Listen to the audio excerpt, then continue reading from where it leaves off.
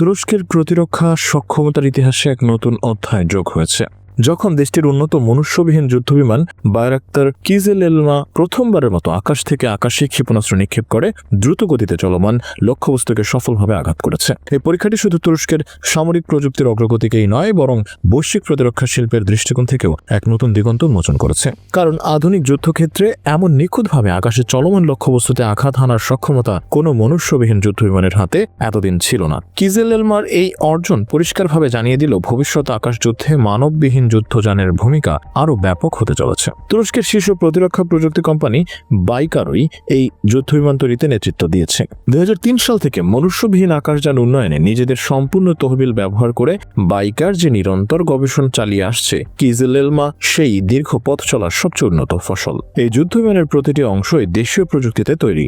এর কাঠামো, sensor, software, radar, এমনকি ব্যবহৃত অস্ত্র পর্যন্ত সবকিছুই তুরস্কের নিজস্ব গবেষণা ও প্রকৌশলের ফলে কিজেলেলমা শুধু সামরিক সাফল্যের প্রতীক নয়, বরং তুরস্কের প্রতিরক্ষা শিল্পে স্বনির্ভরতারও শক্তিশালী চিহ্ন।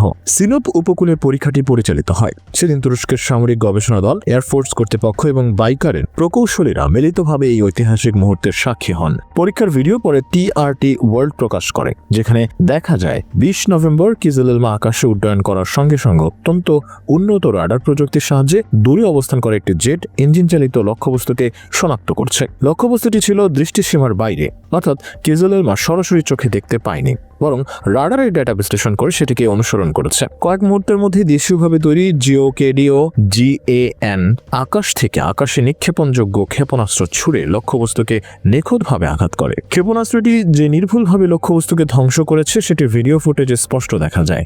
এটা ইতিহাসের প্রথম উদাহরণ যেখানে কোনো মনুষ্যবিহীন যুদ্ধবিমান উচ্চ গতিতে চলমান বিমানের মতো লক্ষ্যবস্তুকে আকাশে আক্রমণ করে ধ্বংস করল। এই অসামান্য অর্জনের মূল চাবিকাঠি হলো যুদ্ধবিমানে ব্যবহৃত মুরাদ AESA রাডার, যা তৈরি করেছে তুরস্কের প্রতিরক্ষা প্রতিষ্ঠান অ্যাজেলসন। এই রাডার বিশ্বের উন্নত রাডার প্রযুক্তির সঙ্গে সমমানের, এমনকি কিছু ক্ষেত্রে আরো অগ্রসর। কিজেলেলমা এই রাডারের সাহায্যে একাধিক লক্ষ্যবস্তু শনাক্ত করতে পারে, শত্রুর অবস্থান সম্পর্কে আগেভাগে ধারণা নিতে পারে এবং নিজেকে শত্রুর রাডার সিগন্যাল থেকে আড়াল করতেও সক্ষম। অর্থাৎ শত্রু বিমান কিজেলেলমাকে খুঁজে বের করার আগেই কিজেলেলমা শত্রুকে শনাক্ত করে আঘাত হানতে পারে। আধুনিক যুদ্ধযানে এটি অত্যন্ত মূল্যবান সক্ষমতা। এর আরো একটি বিশেষ দিক হলো এই পরীক্ষায় কিজেলেলমার সঙ্গে 5টি F-16 যুদ্ধবিমান আকাশে অবস্থান করছিল।